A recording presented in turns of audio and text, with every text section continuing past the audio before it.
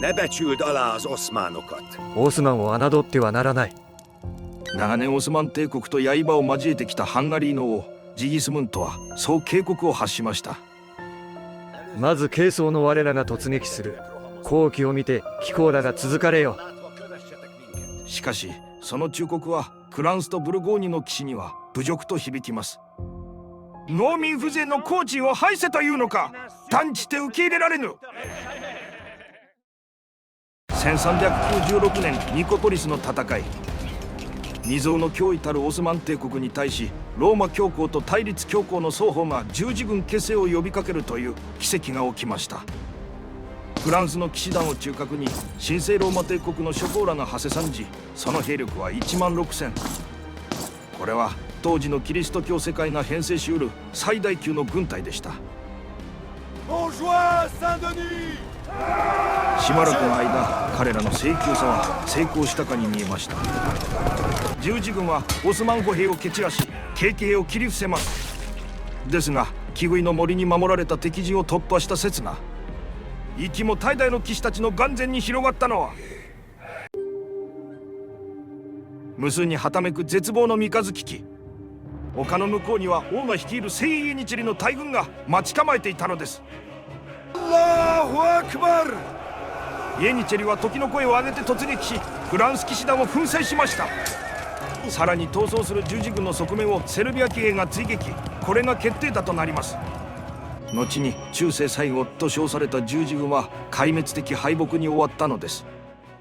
戦いの後、高額の身代金を支払える最高位の騎士20人を除き、全ての捕虜は処刑されることになりました。Kopf hoch, mein Freund. 胸を張れ、友よ。バイエルンの貴族ハンス・グライフ卿は死ぬために立っている仲間たちを慰めました。今日この日、我らは皆神の身元に召されるのだ。彼はそう言うとひざまずき首をはねられました。朝から始まった処刑は晩になっても終わりません。オスマンの顧問官たちは恐ろしさのあまりついに懇願します。流されたちはもはや十分でございます。これ以上は必ずや神の怒りを招きましょうぞ。それでようやく虐殺はやみました。この恐るべき王の名はバヤジト一世。彼の治世でオスマン帝国の版図は飛躍的に拡大しました。加えて1389年のコソボの戦いでセルビアを破り、1393年にはブルガリアを完全に征服するなどキリスト教世界を震撼させ続けていたのです。西のバルカンから東のハナトリアまで広大な戦線を電光のごとく駆け巡るその傭兵はイフを呼び、彼に異名を与えました。ユルドルム、すなわち稲妻です。ニコポリスでの圧倒的な勝利の後、彼は次のように豪語しました。世の馬にサンピエトロ大聖堂の祭壇で海馬を食わせてやるのだ。ヨーロッパ全土が恐怖しました。それから3年、はるか東方の都サマルカンドより地を追う大軍勢が出陣します。インド征服という大業から半年、休む間もなく軍を西へ向けたその男こそティムールでした。時に弱い63。それは後に7年戦役と呼ばれる大遠征の始まりであり、同時に破壊の巡礼と恐れられた未曾有の最悪の幕開けでもあります。ですが世界を揺るがす大遠征のきっかけは意外にも家庭問題に対処するためでした。帝国の西半分の統治を委ねた法と王子ミーランシャーの乱行がもはや看過できない域に達していたのです。調査を命じられた将校たちは王子への直接の非難を避け、その堕落の責めを知人や音楽家といった取り巻きたちに負わせました。ティムールの裁きは迅速。王子を惑わせた長身たちには死が宣告されたのです。詩人たちの基地に富んだやり取りは処刑台の直前まで続きました。あなたは王の側近として席次が上だった。ですから今も私に先んじてください。ミーランシャー自身は王位を剥奪され、遠征への従軍を命じられました。かくして家庭内問題はすぐに解決したものの、西への進軍は続きます。最大の懸念はオスマン帝国でした。ティムールに歯向かった者がかくまわれ、ティムールの支配下の領主も脅迫を受けていたのです。とりわけ国王朝の首長カライ・ユースフとバグダードのスルタン・アフマドがかくまわれていることは看過しがたい問題。幾度となく反旗を翻しては敗れ、ティムールの追及を飲まれ続けてきた宿敵です。ティムールは再三にわたりこれらのものの引き渡しを要求していましたが、バヤジトはこれを拒否し続けていました。その態度は許しがたい侮辱に他なりません。もっともティムールもまたバヤジトに国を追われたアナトリアの諸侯を保護し、彼らは失地回復の野望を虎視眈々と燃やしています。これはバヤジトにとって忌まわしいことでした。つまるところ、西へと膨張するティムール帝国と東へと半島を広げるオスマン帝国がついに衝突する境界線まで達したのです。イングランドの歴史家エドワード・ギボンはこの2人を端的に評しました。ティムールは己と並び立つ者を許さなかった。そしてバヤジトは己を超える者が存在することを知らなかった。しかしティムールは平和主義者でした。彼は戦いを避けるために次のような書簡をバヤジトに送っています。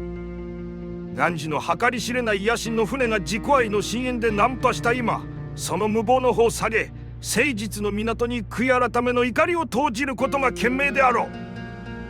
さもなくば我らが復讐の嵐が汝を罰の海に沈めることになる。身の程をわきまえ、祖先の領地を守ることに誠心せよ。そして汝の野心的な足が汝の非力の限界を超えることのないようにせよ。平和の灯火を憎悪の嵐で吹き消すような傲慢で不遜な振る舞いを直ちに改めよ。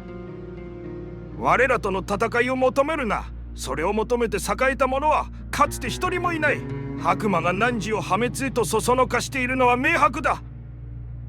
汝はアナトリアの森でいくつかの勝利を重ね、ヨーロッパ人に対して優位に立ったやもしれぬが、それは預言者の祈りと汝が掲げるイスラム信仰の祝福によるものに過ぎぬ。心せよ、汝はただのアリである。象に挑むことの愚かさを知れ。わしに立ち向かう鳩は自ら死を選ぶに等しい。もっとも汝の体現相互も無理からぬこと、トルコ人が分別をもって語った試しなど歴史上一度もないのだからな。もしこの忠告に耳を貸さぬのであれば、待つのは後悔のみと知れ。この寛大さに満ちた慈悲の書簡に対し、あろうことかバヤジトは非常に無礼な書簡を持って答えました。汝は貪欲な犬に過ぎぬ。我々は長きにわたり汝との戦を望んできた。もし我らを迎え撃つ勇気がないのならば、こちらから探し出し、タブリーズ・スルタニアの果てまで追い詰めてやろう。その時こそ天がどちらに微笑むか、我らのいずれが勝利の栄光によくし、いずれが敗北の屈辱にまみれるか、その目で確かめるがよい。時に1400年の夏、アンカラの戦いにはまだ2年の時を要しますが、その間絶えず両雄は言葉の刃を交わし続けることになります。そしてこの応酬の直後、5度目のグルジア遠征でキリスト教徒を虐殺した直後でもありましたが、ティムールはオスマン帝国への電撃的な一撃を放ちました。標的となったのはアナトリアの中枢へ通じる要衝シバスです。大惨事になると恐れ、長老たちは列をなし、征服者の前にひれ伏しました。ティムールは約束します。誰の血も流さないと誓おう。しかし15世紀のエジプトの歴史家イブン・タグリービルディは次のように記録しています。ティムールは穴を掘り、その中に捕虜を投げ込み、そして土で覆い、言った。誓いは守った。誰の血も流していないのだから。シバスでのジャブはオスマン帝国への警告です。しかしティムールには先に片付けるべき優先事項がありました。エジプトが先でなければならなかったのです。シバスの制圧はオスマンとマモルーク2つの大国の連絡を断ち切るための布石でもありました。今のところ同盟はありませんでしたが、ティムールの諜報網はオスマン帝国、バグダード、そしてエジプトの間で反ティムール大同盟の密約が交わされつつあることを正確に掴んでいたのです。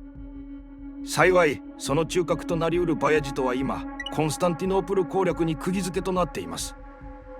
1260年、エジプトのマモルーク朝はアイン・ジャルーとの戦いでモンゴル軍を破り、その必要な精神を終わらせました。しかしそれから100年余りが過ぎ、マモルーク朝もモンゴル同様に玉座をめぐる絶え間ない争いの結果、かつての輝きを失っていたのです。そしてティムールが遠征を開始したまさにその頃、10歳のファラジュが王位についたばかりで、ヨークンをめぐる派閥抗争が激化していました。ティムールにとってこれほどの好機はありません。ところが百戦錬磨のアミールたちが珍しく弱音を吐きました。兵たちはインドへの過酷な遠征の間を置かず、グルジアしばしと連戦で疲れております。その上エジプトは豊穣の地、兵も盛況にして勇猛。何とぞせめて来春までのご猶予。加えて先生術師はティムールがカイロで命を落とすであろうとほのめかしました。しかし今や64歳のティムールは激怒し、休息を拒否します。勝利は兵の数や武装によるのではなく、神が選んだ者に与える祝福である。そして我こそがその選ばれし者だ。これは時間との競争であり、立ち止まることはすなわち敗北を意味しました。バヤジトがコンスタンティノープルを陥落させるのが先か、ティムールがエジプトを屈服させるのが先か。この競争が来たる決戦の前哨戦となるのです。何よりティムールは知っていました。斧が戦士たちを奮い立たせる最上の策は休息ではない。それは勝利と戦利品です。しかしティムールは平和主義者でした。そこでまずエジプトに書簡を送ります。その内容は、もしファラジュが従うことを拒否すれば悲惨な結果が待っているという親切な忠告。ところがその温厚なメッセージを運んだ使者はダマスカスで捕らえられ、腰で真っ二つに切り裂かれます。ティムールの伝記ザファルナーマはこの事件について淡々と綴っています。平民がこのような卑劣な行為を犯すのは驚くべきことではない。奴隷に何を期待できようか。かくして1400年10月、アレットの戦い。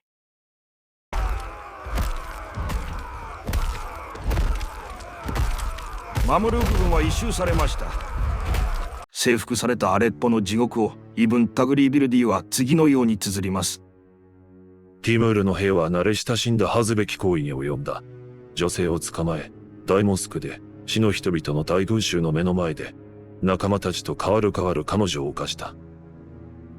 その父も兄弟も、そして夫も自らが受ける拷問の苦痛に苛まれ、彼女を救う術がなかった。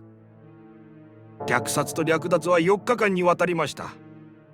ティムールを象徴する記念碑である首の塔は高さ15フィート、周囲30フィートの小宮のような斬新な衣装で築かれたのです。次の標的はダマスカスでした。およそ半世紀前にこの都市を訪れた大旅行家イブン・バットゥータは次のように絶賛しています。その美しさはいかなる言葉を尽くしても語り尽くせない。砂漠を越えてきた者たちの目にはまさに天国そのものと映り、地上の美の結晶と称えられました。その歴史は旧約聖書のアブラハムの時代まで遡るとされ、7世紀末から8世紀半ばにはウマイヤ朝の首都となり、その異様を象徴するウマイヤ大モスクが城内に横たわっています。エジプトのファラジュもこのことを救うため軍勢を率いてダマスカス近郊に陣取りました。実際にティムール軍の異様を前にすると己の無力さを悟らざるを得なかったのです。そこでファラジュは絶望的ですが古典的な試みに訴えます。3人の使節がティムールへ派遣されました。アンダーの皆において我らに敵対の意図なきことをお伝えに参りました。願わくばダイアミール様の御手に接風する栄誉。その言葉をティムールは退屈げに遮りました。この者らを捕らえよ。懐に何か隠しているはずだ。かつてモンゴル帝国に壊滅された暗殺教団の恐怖はなお語り継がれていましたが、40年を戦場で明け暮れたティムールのような男にはまさしく時期に等しいものでした。暗殺者のうち1人は処刑され、2人は耳と鼻を切り落とされてファラジュのもとへ送り返されます。ほどなくしてダマスカスを救援するために来たはずのエジプト軍は夜の闇に紛れて忽然と姿を消しました。カイロでクーデターが計画されているという噂を聞いたためであったとされます。絶望的な孤立に陥ったダマスカス。その城壁から一人の老学者が平和の使者として吊り下ろされました。その名はイブン・ハルドゥン。いかなる王朝も生まれ老い、そして必ず滅びる。その抗いがたい法則を著作「歴史序説」で論理的に分析した先駆的な観察者でした。その知恵は諸古の誇りにまみれたものではありません。カイロで首席裁判官を務めるなど華々しい経歴を持つ一方で、戦争に巻き込まれて何度も投獄されるなど波乱の生涯を送っています。歴史を作る者と歴史を読み解く者、東大比類なき2つの知性が今運命の糸に惹かれるように対峙しました。やがてティムールは切り出します。賢者よ、世は滅びぬ帝国を求めて戦い続けてきた。だが歴史にそのような国は見当たらぬ。なぜだ。苦労の果てに巨万の富を築いた男がいるとします。その息子は父の背を見て富の尊さを知り守りましょう。されど孫はどうか。富を天よと誤解し汗することを忘れ、刹那の快楽に身を委ねる。そして全てを失うのです。それが歴史の断りと。渇望に満ちた砂漠の民は文明の甘露に溺れた都市の民を打ち破ります。しかし新たな支配者もまた都市の毒に蝕まれ、次の砂漠の民に滅ぼされる。姿形が違っても筆境、歴史はその輪に過ぎません。三代か両代か、およそ120年もすれば繁栄は終わりを告げる。歴史がそう語っております。ティムールの胸に定年とも反駁ともつかぬ影が落ちます。そうだ、ソタルチンギス・ハンもチャガタイ・ハンもこの者が言うことを本能で知っていた。故に都には根を下ろさず遊牧の生活を守ったのだ。だが子孫は都の甘い毒に侵され次々と滅んでいった。ならば我が帝国も、いや。後年イブン・ハルドゥンは回顧録にティムールについて次のように綴りました。彼は歴史の熱心な愛好者であった。極めて知的で洞察に富み、知ること知らぬことを問わず議論を好む人物である。イブン・ハルドゥンはティムールのもとに35日間滞在しています。朝にそして夕に対話は尽きることがありませんでした。やがてティムールと側近たちの軍議に出席することも許されるまでになったと言います。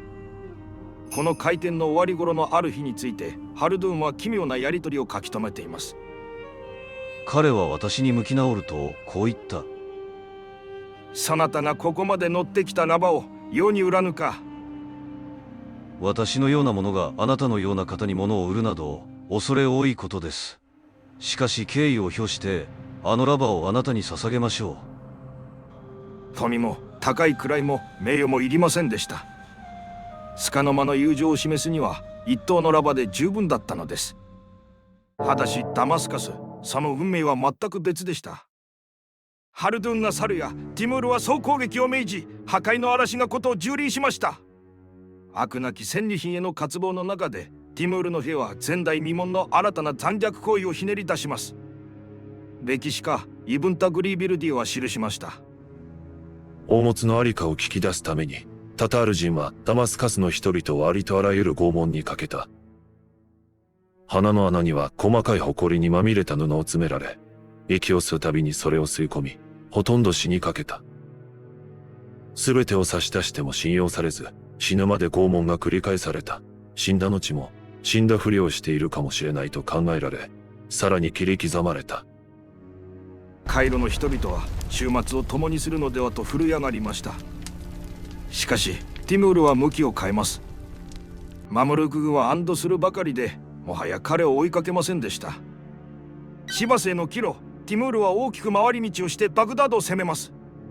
飛ぶ鳥も落ちると師匠が記した灼熱のもと、120もの首の塔が天に向かってそびえ立ちました。そしてこのバグダードをもって後世破壊の巡礼と呼ばれた最悪は終わりを告げます。アレッポでは2万の首が切り落とされ、ダマスカスは破壊し尽くされました。バグダードでは新たな高みに達し、ハゲタカの餌食となったのは9万人でした。その間も絶えず続いていたティムールとバヤジとの書簡のやり取りは親密さを増し続けていました。ティムールは次のように書き送っています。我々は汝がヨーロッパの異教徒に対して戦を仕掛けていると聞き、汝の国に進軍を控えてきた。イスラムの国を破壊することは異教徒を喜ばせるだけだからだ。にもかかわらず我らの耳に届くのは、汝が地上最大の盗賊カライ・ユスフを庇護しているという不愉快極まる知らせだ。その者は商人から奪い、旅人はやめ、その罪状は千を下らぬ。最も許しがたきは、そのろくでなしが羊の群れに紛れた狼のようにイスラム世界のただ中にあることだ。ティムールは礼節を尽くして戦いを避けようとしましたが、全てを飲み込まんとするオスマンの来帝は妥協する気など毛頭ありません。その書簡が届いたのはティムールが再びシバスに戻った折のことでした。どうした？読んでみよう。書記は震える指で用紙を広げていました。その目は定まらず、額からは油汗が滝のように流れます。しかし我が君様、あまりにも無礼千万なる。ティムールは全く顔色を変えずに命じました。構わぬ、読め。バヤジとの書簡はいつものように高顔不遜な言葉で始まっていました。ティムールをティムール・ラングと罵り、その卑しい出自をあざてり、まるで下僕に言い渡すかのごとき言葉が連なります。ですがその結びで一線がついに越えられていました。矢は貴様を叩き潰した後、汝の妃どもをことごとく手ごめにしてくれよ。東のけだものどもに我が高貴な血を恵んでやるのだ。ティムールはため息をつき、こうつぶやいたと言います。オスマンの子は狂っている。もはや交わすべき言葉はありませんでした。ティムールは全軍に命じ、アナトリアへの侵攻を開始します。立子の老犬めがやっと来たか。そのように嘘吹いたバヤジとの心中には苛立たしさが渦巻いていました。コンスタンティノープルの陥落は目前。このティムールの到来がビザンツ帝国の命脈を半世紀も長らえさせることになろうとはまだ誰も知る由もありません。しかしその苛立ちは瞬時にして稲妻の意味を持つ戦術家の冷徹な計算へと変わりました。重要な問題はただ一つ、どこで戦うか。オスマン軍とティムール軍、似ているような両軍にはある違いが存在します。オスマンは歩兵を軸に、ティムールは騎兵を主とするのです。その折、石膏が朗報をもたらしました。ティムールはシバスの北西トカトへ向かっております。後期バヤジとの僧帽に閃光が走ります。夜を徹して進軍し、タタールどもを叩く。遅れる者は切り捨てる。その動きはまさに内向でした。アンカラに本営を据えるや、集結した全軍を率いて東進。その先には深い森林に覆われた山岳地帯があります。そこを戦場とすればオスマンの歩兵が生き、反対にティムールの騎兵が死ぬ。しかし強行軍でその予定戦場にたどり着いた時、バヤジトは途方に暮れました。あるはずのティムール軍の姿がどこにもないのです。谷を探し、森を駆け、山を見渡せども敵の影一つ見出せませんでした。シバスに籠城か。敵の不可解な失踪がバヤジトの心を乱します。新たな報告を待ちながら進軍を続けますが、城塞都市シバスもまたもぬけの殻でした。おい、ティムールはどこにいるのだ。捕らえた住民を尋問しても得られる情報は皆無。バヤジトは今対峙している敵がこれまで打ち破ってきた敵とは全く異質の存在であることにようやく気づき始めていました。彼にとって戦争とは城を落とし土地を支配することが目的。苦労して攻め取り、しかも守りに適したシバスをわざわざ放棄するなど発想の外だったのです。衝撃的な知らせがもたらされたのは西からでした。My lord! ティムール is behind us! 敵はティムールは我らが背後に。この知らせを受けたバヤジトの様子は次のように記録されています。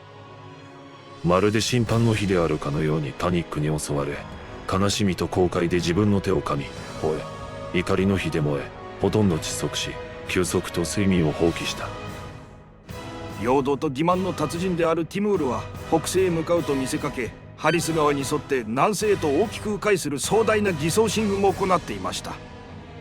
歴史家アラブシャーは次のように記します。ここはよく耕された土地で、木陰、泉、そして極上の果物に満ちていた。タタール兵たちは作物と牧草と家畜の乳を楽しみ続けた。ティムールの行軍に隙はなく、常に川を挟んでオスマン軍と対峙できるようにしていましたが、それもいらぬ心配でした。山中で死の行軍を続けるオスマン軍を尻目に、ティムール軍はまんまと旅行を楽しむことができたわけです。無論ことは言うほど単純ではありません。初めて来る敵地で、しかも十数万の大軍でこれをやってのけた点にこそ、この奇策の特筆すべき点があります。なぜそれが可能になったのでしょうか。まずティムールの情報と地理の把握の正確さ、百戦錬磨の兵の連動、機動性ということは言うまでもないことです。その上で付け加えると、ティムールは誰よりも深く知っていました。バヤジトが今まさに味わう守りの苦さと。ティムールはかつて息子として遇したトクタミシュに裏切られ、本拠地であるマーワラ・アンナフルを攻撃されるという苦い経験をしています。勝っても得るものはなく、領民を見捨てるわけにもいかない主勢の辛さ。以後ティムールは勝利が不確かであっても攻め続けました。チェスの名手でもあるこの男は、相手が最も嫌がる手を探すという基本に忠実であり続け、勝ち筋をそこに見出したのです。さらにこれがおそらく最も重要ですが、ティムールはバヤジトの心の隙を完全に見抜きました。ティムールへの侮り、ヨーロッパ軍を任し続けた慢心、コンスタンティノープル包囲を解いた焦り、そして何より稲妻ともてはやされた神速への過信。人は自分が得意とするところに最大の資格を持つ者。ティムールは北西へ向かうという幻想で内廷のプライドを巧妙にくすぐったのです。もはやバヤジト軍は悲惨というほかありません。後方に現れたティムールに帝国の心臓部を蹂躙されるわけにはいかず、再び強行軍でティムールを追う以外に選択肢はなし。かけるバヤジト、身を焼くほどの開墾、自責、屈辱。かけるオスマン兵、胸に渦巻くは混乱、不満、転校。掘った穴をまた埋めるような徒労の往復。この過酷な強行軍でオスマン軍は戦闘の前に5000もの兵を失ったと伝えられます。やがてクルシェヒルでついにティムール軍を捕らえました。かに見えました。ですがそれすら幻影。ティムールは即座に西へ全速挺進。オスマン軍はなすすべなくその背を追います。同じ強行軍でありながら、その本質は天地雲泥。逃げるティムール軍は狩人であり、大オスマン軍は獲物だったのです。3日間の強行軍の末にティムールは狙った戦場に陣を敷きました。アンカラ東部の平原です。バヤジト軍に逃げ場のない山を背にした藤尾氏、かつティムール軍騎兵の機動を最大化するこれ以上ない部隊でした。そして最も残酷な一手はすでに撃たれていました。オスマン軍が頼みとするはずだった川の流れはティムールの工兵隊によってすでに変えられていたのです。残された井戸という井戸には毒と汚物が慣れ込まれていました。決戦前夜、オスマン兵は水を求めてさまよい、眠ることさえ叶いませんでした。かくして1402年7月下旬の朝、7つの機構隊の腐敗の君主ティムールとライテイバヤジト、三日月旗を共に掲げる2つの帝国がついに衝突の時を迎えました。アンカラの城壁の外ではカスティーリャ王エンリケ3世によって派遣された2人の騎士が固唾を飲んでこの戦いの行方を見守っています。オスマンに抵抗できるだけの能力を持たないヨーロッパ諸国はこの大海戦に自分たちの救いを見出しました。ティムール軍の総勢は信頼できる推定として14万。その主力は騎兵ですが、インドから連れ帰った30頭余りの先祖も特筆すべきでしょう。右翼の将には君主としては失格であったものの、武将としては欠かせないミーランシャ。左翼にはティムールの四男にして後に帝国を継ぐことになるシャールフ。中軍はティムールのお気に入りの孫にして再起間髪なムハンマド・スルタン。さらに中軍の要所には先祖を配置。ティムール自身は中軍と後衛軍の間の戦場を見渡せる丘の上に位置を占めます。地平の果てまで伸びる両翼は風を殺し、静まり返ってその瞬間を待ちました。これに対するオスマン軍もまた山裾に展開し、堂々たる威容を誇ります。数においてはティムール軍に若干劣るものの、総勢約8万5千。主力は歩兵であり、その中核はスルタン直属の常備歩兵イエニチェリでした。属領のキリスト教徒家庭から徴収という名で少年の捕虜または拉致を行い、イスラム教に改宗させます。そして良心を忘れ、スルタンのみを父と慕うようになるまで徹底的な身体的精神的教育を施すのです。その新入生が誓う規範は厳格です。結婚しない。一切の時間も軍事的訓練に費やす。軍事以外の仕事をしない。オスマンのスルタンがイエニチェリを投入するとき、それはすなわち勝利の瞬間でした。右翼には全身を黒い銅鉄の甲冑で身を包んだセルビア騎兵、左翼はバヤジトの長子スレイマンの率いるトルクメン騎兵、中軍にはイエニチェリ歩兵の大集団とともにバヤジトが構え、その後方を遊撃隊として3人の王子が固めます。やがて陣太鼓とシンバルとトランペットの耳をつんざくような騒々しい方向が上がります。30年間この不協和音はティムールの敵が崩れ落ちる前奏曲でした。ペルシャの諸侯もキプチャク国のハンもデイ・バグダド、エジプトのスルタンたちもそれを聞きました。今はオスマン軍の破滅を告げています。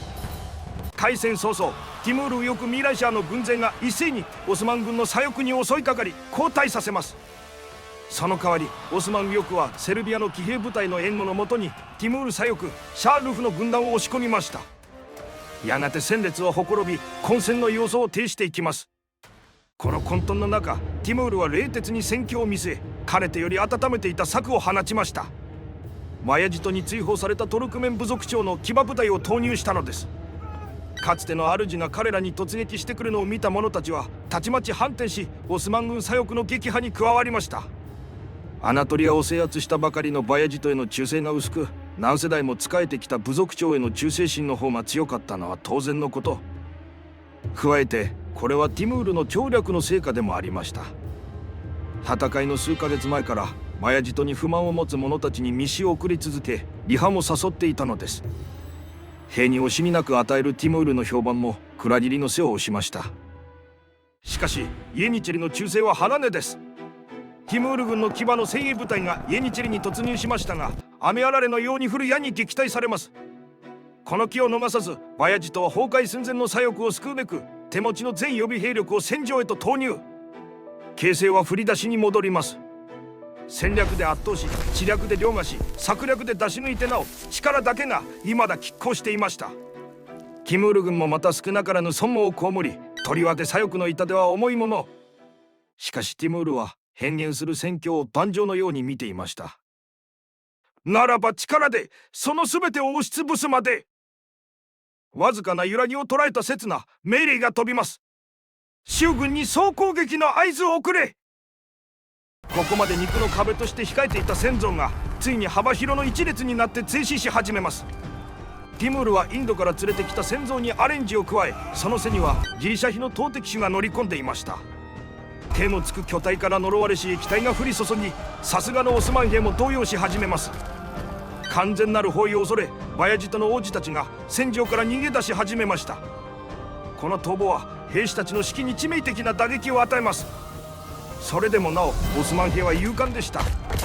その大半は己の持ち場で死んでいったのです。特にセルビア騎兵はティムールが召喚したほど壮絶でした。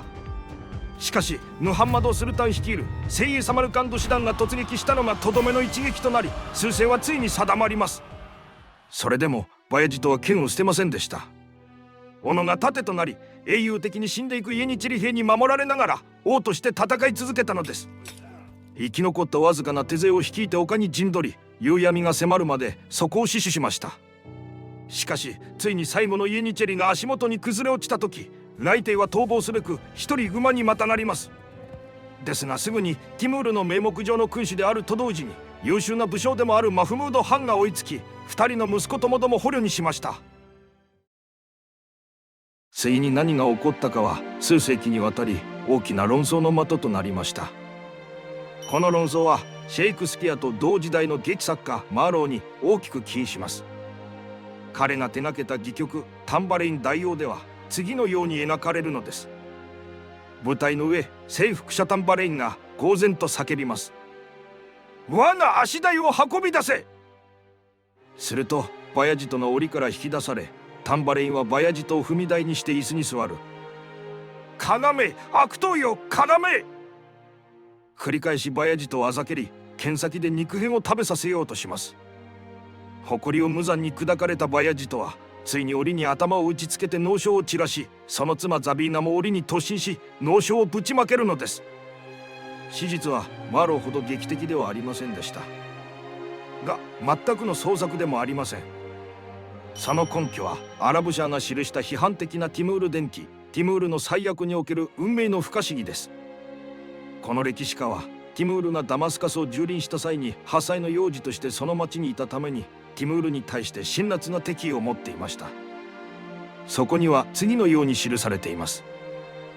バヤジトは捕らえられ、鳥かごの中の鳥のように足かせで縛られた。ティムールは彼を毎日自分のもとへ連れてくるよう命じ、嘲笑しからかった。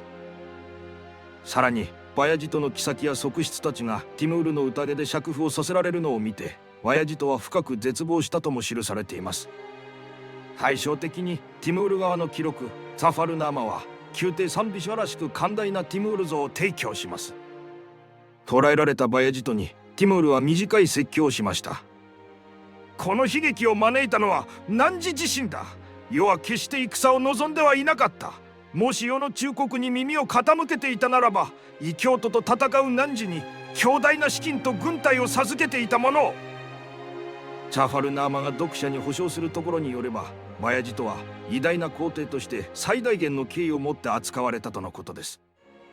アラムシャーとザファルナーマのどちらが正しいかは神のみぞ知るところでしょう。が現代の歴史家はザファルナーマを肯定するかは別にして、少なくともアラブシャーを疑問視します。まずカスティーリャ王国からティムール帝国に派遣されたクラビホなどの中立の第三者はバヤジトが檻に入れられたという記述を残していません。そして実際ティムールがバヤジトに宛てた手紙を素直に読めば、その表現が本当に礼儀正しかったかどうかは別にして、ティムールは戦いを望んでいなかったことがわかります。彼が本当に目指していたのは中国でした。その意味でアンカラの戦いは兄弟殺しのような戦いであったと言えるでしょう。イスラム世界はティムールが中国を、バヤジトがヨーロッパを征服する機会を失ったのです。もう一つの傍証として、ティムールは檻に入れるというような方法でかつて敵対した者を侮辱した例は他にありません。むしろ一度刃を交えた相手をも属国の王として服役させるのを通例としました。このことは後にあの徳民主にすら再び範囲に戻すために伝授しようとしたことからもわかります。ティムールはいずれバヤジトにもそうするつもりだったようです。しかしバヤジトは1403年3月病のために死亡しました。ザファルナーマによると、ティムールはバヤジトの訃報に涙したといいます。アンカラの敗北でオスマン帝国は大きく弱体化しましたが、やがてより強大になって復活するのです。さてティムールがバヤジトを破ると、ヨーロッパからは称賛と歓喜の使者が殺到しました。イングランドのヘンリー4世はこの偉大なる征服者への敬意を表明したくてたまらず、会ったこともない武将に心からの祝辞を送ります。